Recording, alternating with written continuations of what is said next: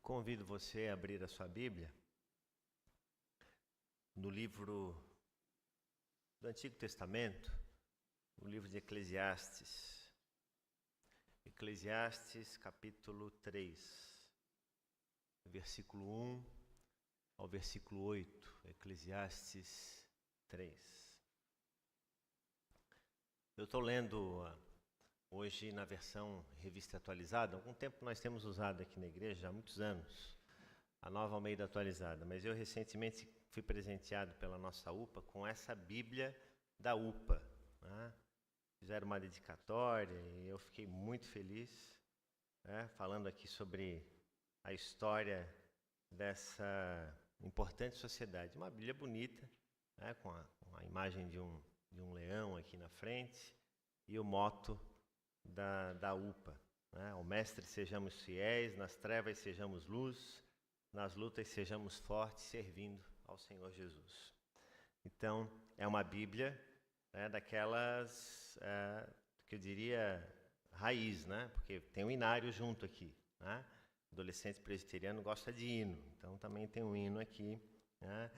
E eu tenho gostado bastante dessa versão aqui dessa Bíblia. Então, quero compartilhar com vocês o texto de Eclesiastes, capítulo 3, versículo 1 ao versículo 8, que diz o seguinte: tudo tem o seu tempo determinado, e há tempo para todo propósito debaixo do céu.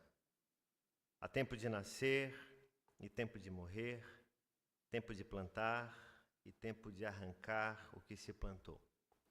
Tempo de matar e tempo de curar, tempo de derribar e tempo de edificar. Tempo de chorar e tempo de rir, tempo de prantear e tempo de saltar de alegria. Tempo de espalhar pedras e tempo de ajuntar pedras. Tempo de abraçar e tempo de afastar-se de abraçar. Tempo de buscar e tempo de perder. Tempo de guardar e tempo de deitar fora. Tempo de rasgar e tempo de coser. Tempo de estar calado e tempo de falar. Tempo de amar e tempo de aborrecer. Tempo de guerra e tempo de paz. Vamos orar? Senhor, nós lemos a Tua palavra e com humildade e reverência nos colocamos diante dela, suplicando a iluminação do Teu Espírito e a capacitação para compreendermos ela, ó Deus, e não sermos apenas ouvintes, mas, acima de tudo, praticantes. Por isso, oramos gratos e humildes em nome de Cristo Jesus. Amém. A vida, muitas vezes, ela parece uma corrida sem fim. A gente acorda, trabalha, corremos contra o relógio, e quando olhamos para trás, o tempo já se passou. Passaram as horas, se passaram os dias, se passaram os anos, passou a vida. Mas a palavra de Deus, perfeita em tudo aquilo que ela faz, ela nos chama, ela nos convida a parar e refletir e entender o verdadeiro sentido do tempo. Qual é o verdadeiro significado do tempo? E hoje eu quero refletir com os irmãos sobre algumas dimensões do tempo que nós encontramos na Bíblia Sagrada e que são indispensáveis para a nossa vida e que, particularmente, elas têm falado fundo ao meu coração nesses últimos dias e eu diria até mesmo nesse último mês. Porque o texto de Eclesiastes, ele começa no versículo 1 dizendo o seguinte: que tudo tem o seu tempo determinado e há tempo para todo o propósito debaixo do céu. Então, tudo que existe no mundo existe um tempo determinado, assim como a chuva, a seca, a planta que nasce e que depois seca, a vida humana, a vida dos animais, tudo no mundo segue um ciclo. Então nós precisamos aprender, olhando para as Escrituras Sagradas, a ter sabedoria sobre como nós vivemos o tempo. Como diz a palavra, aprender a remir o tempo, porque os dias são maus. E como diriam os romanos, carpe diem, que é uma expressão, uma máxima romana, aproveite da melhor forma possível o dia, aproveite o seu dia. Essa palavra faz uma conexão profunda com a Bíblia Sagrada, porque ela nos ensina de que a sabedoria verdadeira sobre a compreensão do tempo não está em saber controlar o tempo. Não está em fazer mais tarefas no menor tempo possível. Não está em administrar muito bem a minha agenda e a sua agenda. Porque essa coisa de agenda, esse tempo tão acelerado como o que vivemos, isso é algo da modernidade.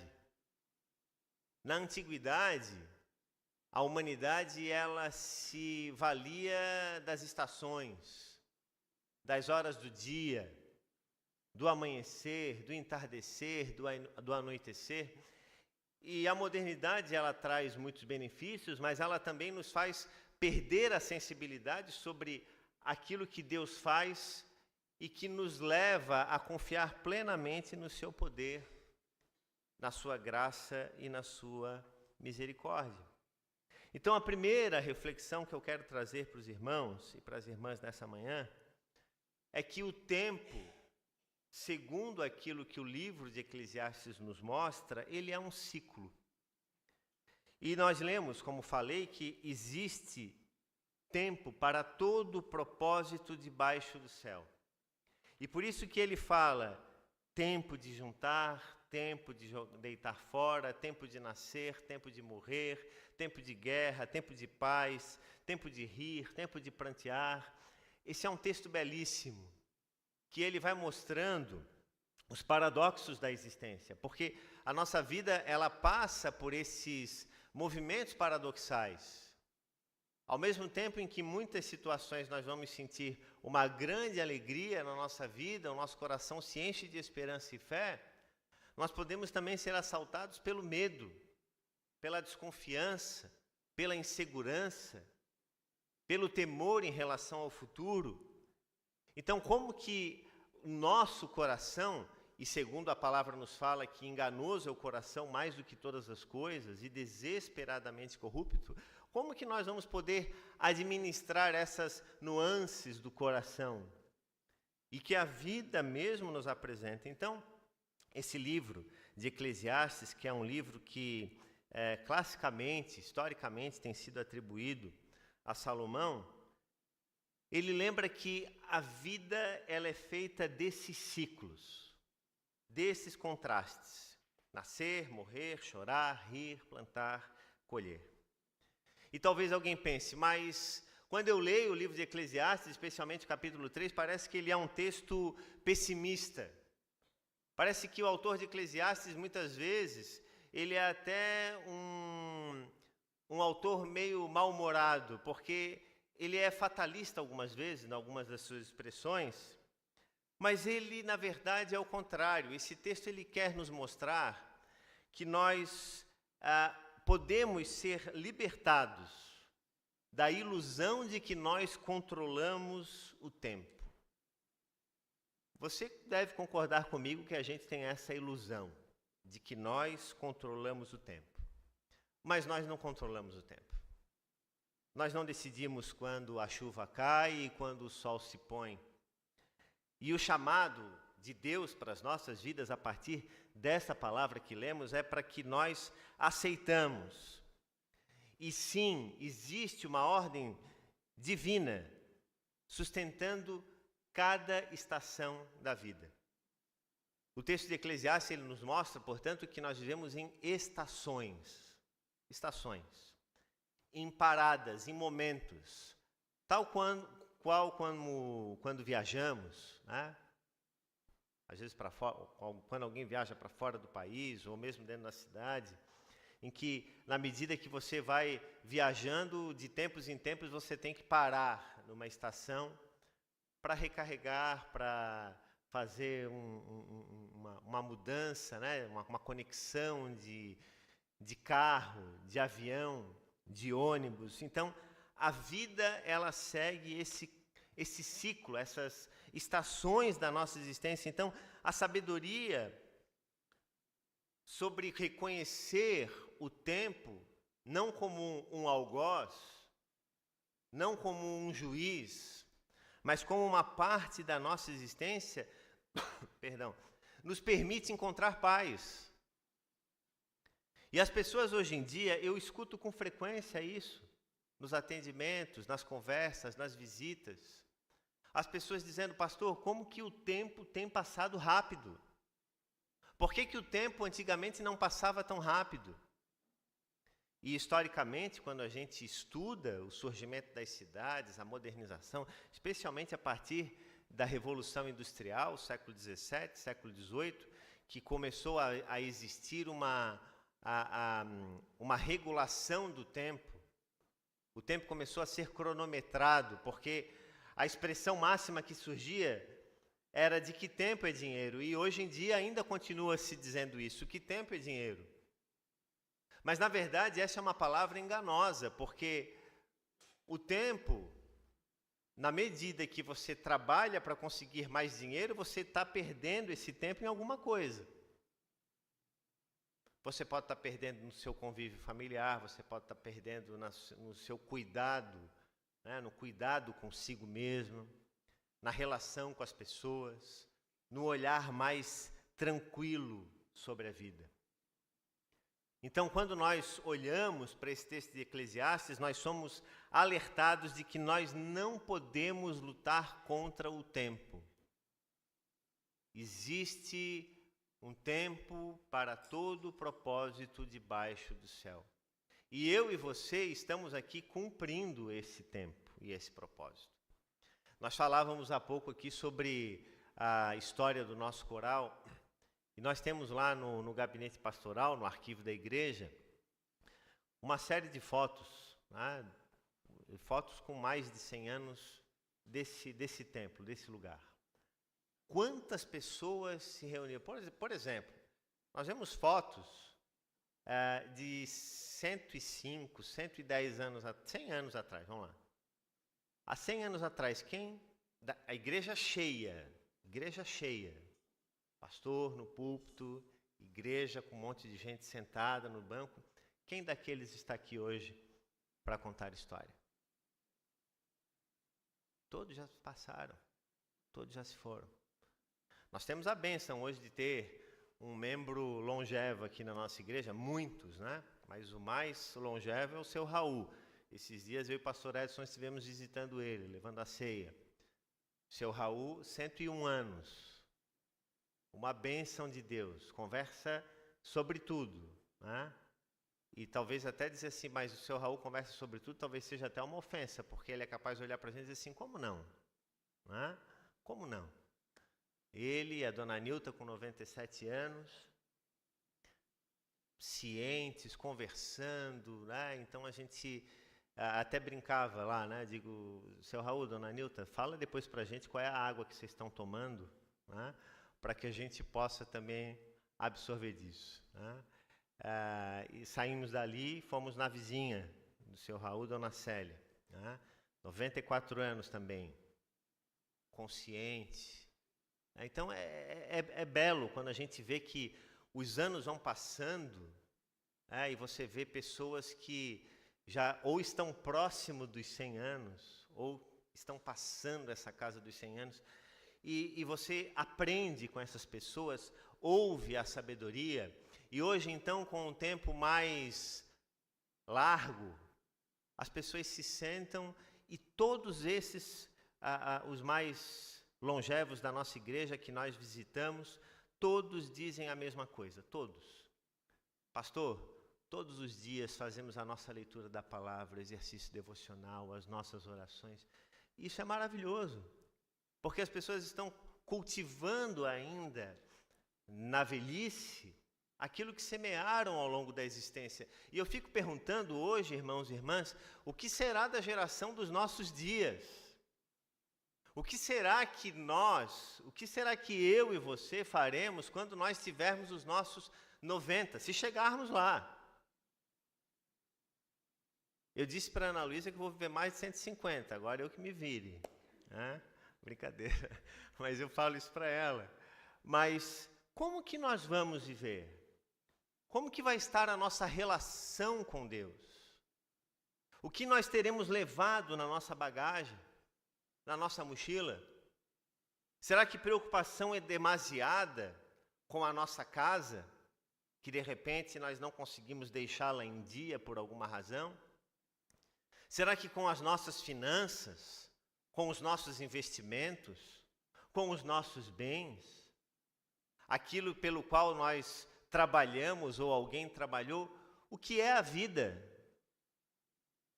Jesus, falando sobre isso no Sermão do Monte, ele questiona os seus apóstolos dizendo, olha, não andeis ansiosos sobre as coisas.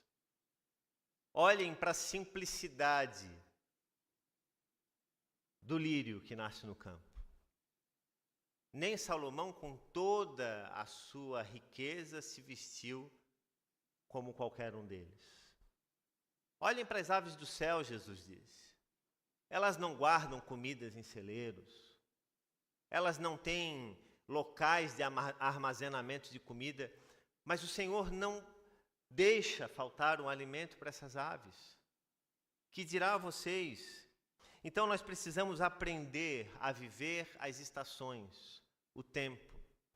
Cada época tem o seu momento. E enquanto isso nós vamos vendo que o tempo de forma intensa vai passando e vai deixando marcas e experiências na nossa vida. E a pergunta que eu faço a você é, o que nós temos levado na bagagem ao longo disso? Por outro lado, há também um outro texto que foi escrito por ninguém menos do que Moisés. No Salmo 90, versículo 12, ele diz o seguinte: ensina-nos a contar os nossos dias para que alcancemos um coração sábio. Ensina-nos a contar os nossos dias para que alcancemos um coração sábio.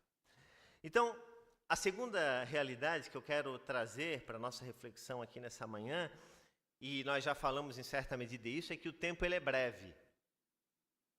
Então, Moisés, quando escreve esse salmo, ele está ciente disso, de que o tempo ele é breve. Então, se o livro de Eclesiastes ele nos ensina a observar o tempo, o Salmo 90 ele nos alerta sobre a sua brevidade. Moisés faz, nesse contexto do versículo 12, uma oração, pedindo para que Deus o ajude a contar os dias, a aprender aquilo que ele tem recebido ao longo dos anos, para que essas coisas que ele tem recebido o tornem uma pessoa mais sábia, para que alcancemos um coração sábio. E aqui eu quero fazer uma outra pergunta para você. Pare agora e pense sobre tudo aquilo que você tem feito, sobre o seu trabalho, sobre os seus estudos, sobre as suas preocupações, e me responda a seguinte coisa, não precisa falar em alta voz, responda na sua consciência. Quantas dessas preocupações suas têm permitido com que você se torne uma pessoa mais sábia? Ou de repente você tem sido aquela pessoa que quanto mais preocupação tem, quanto mais tentativas sobre o controle do tempo você tem, mais ansioso você fica, mais medicamentos você toma, mais se esquece de orar, mais irritado fica com as pessoas que estão ao seu redor, intolerante no convívio com as pessoas que estão ao seu redor. Então eu lhe pergunto, será que essa aceleração, será que essa corrida contra o tempo tem lhe servido de alguma coisa ou tem tornado você uma pessoa pior? Será que tem trazido sabedoria para os seus dias, capacidade de discernimento para entender os tempos e as épocas? Eu fico pensando, e retomo a fala que disse há pouco, O que será dessa geração daqui a alguns anos? O que será dessa geração de jovens acelerados, de jovens que têm muito conhecimento pulverizado, mas pouca profundidade no conhecimento, que ouvem músicas que não são músicas, mas que fazem apologia a drogas, que fazem apologia ao crime. Então eu fico pensando, o que isso vai desenvolver no coração? Esses dias ainda falava sobre isso para um grupo de jovens. A máxima de Platão, né, que dizia que a música vibra. Nós estamos celebrando hoje aqui o coral, e Platão dizia isso. Que a música ela tem um papel importante. O filósofo grego. Que a música ela tem uma vibração, que ela não influencia apenas pela sua beleza, mas ela influencia dentro do nosso coração. E nós estamos vendo isso quando ouvimos o coral cantar. O nosso coração se enche de esperança, às vezes de nostalgia, às vezes de gratidão pelas misericórdias de Deus.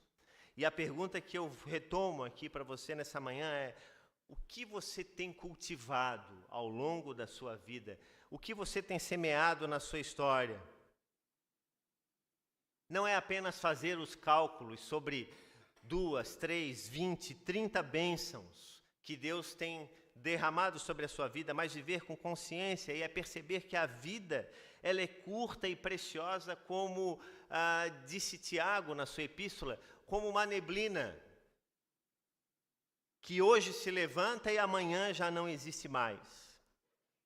A sabedoria aqui, irmãos e irmãs, ela é prática e é perguntar-se sempre a si mesmo: se o tempo que eu tenho pela frente é limitado, se de repente eu sei que o meu tempo não é muito longo nessa terra, o que eu vou fazer com ele? Na verdade, nenhum de nós sabe o nosso tempo. Mas a pergunta que nós devemos nos fazer é: o que eu estou fazendo com o meu tempo? O que realmente importa? Então, essa oração, essa fala de Moisés, ela nos chama à intencionalidade de não apenas vivermos de qualquer maneira, mas acima de tudo de vivermos com propósito, cientes de que nós temos um dever. E para isso, então, nós entramos no terceiro tópico dessa manhã, que é: o tempo é um propósito. E Jesus fala também sobre o tempo. Marcos, capítulo 1, versículo 15, Jesus fala sobre o tempo numa dimensão mais profunda. Ele não falava apenas do tempo cronológico, mas ele também falava do tempo kairos, que é o tempo oportuno. O tempo perfeito de Deus é o tempo da oportunidade.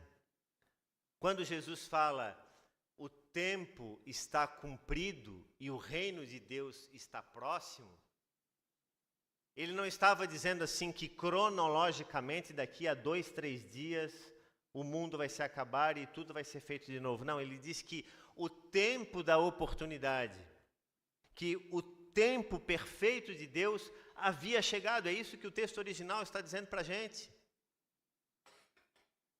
Então perceba que Jesus está trazendo aqui uma outra dimensão sobre o tempo.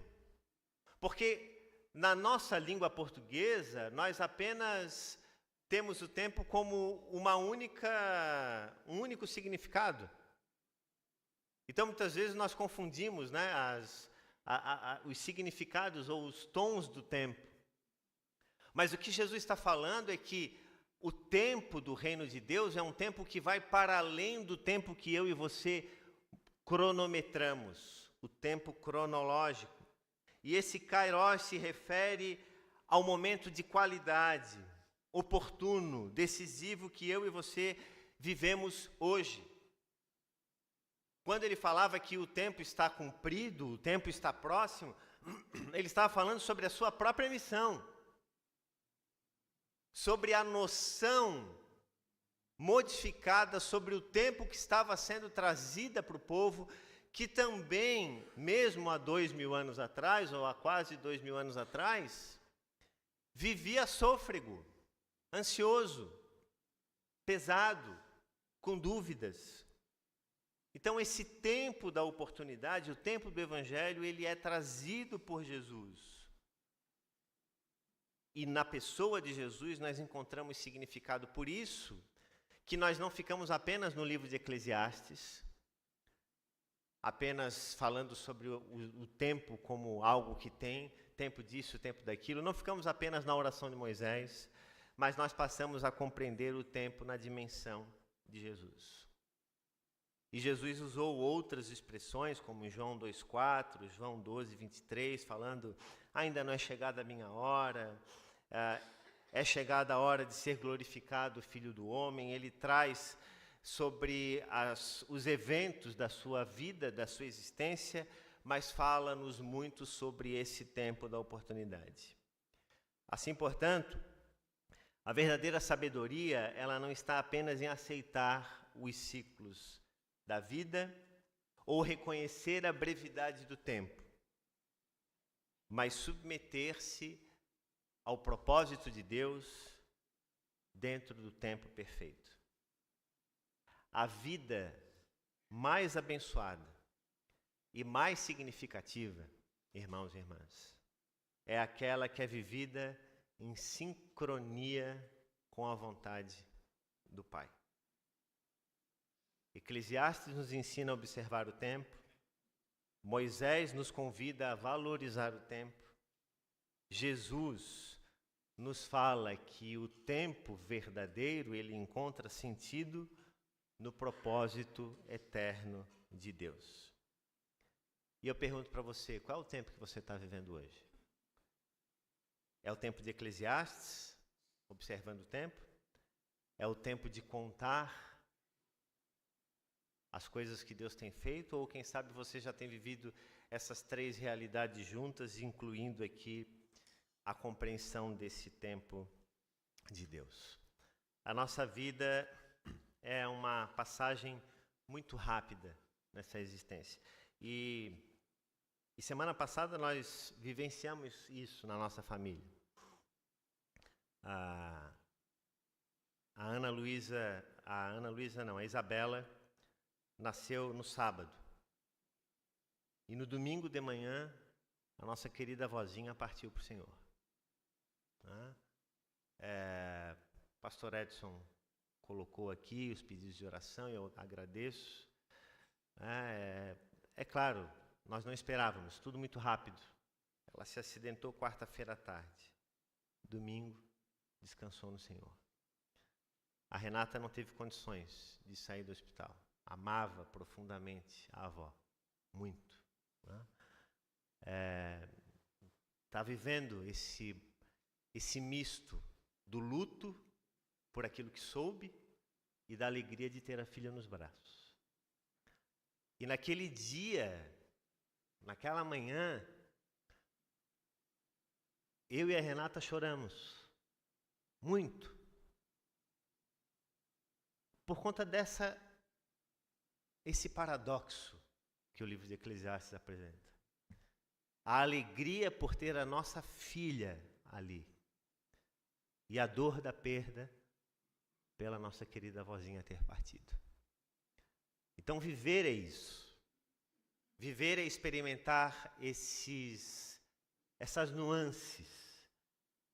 E na verdade eu creio plenamente nisso. Que Deus está nos tornando mais fortes nisso.